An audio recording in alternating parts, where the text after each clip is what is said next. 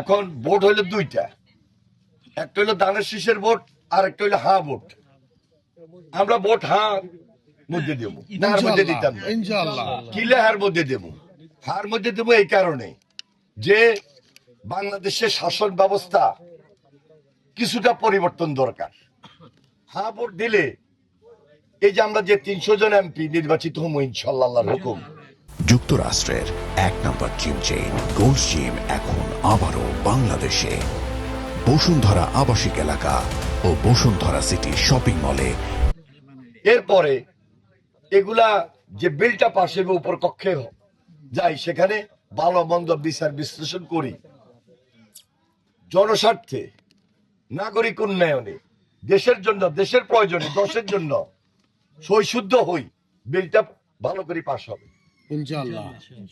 এবং সেখান থেকে এককভাবে কোনো কর্তৃত্ব নাই, সবার আলোচনার ভিত্তিতে নতুন ভাবে নতুন শাসন ব্যবস্থায় নতুন সরকার চলবে। আগের আমলের মতো সরকার চলবে না, না যেটা 2014, 2018, 2024 ভোট দিতে পারি নাই, আরে রাতের অন্ধকারে ভোট হয়ে গেছে।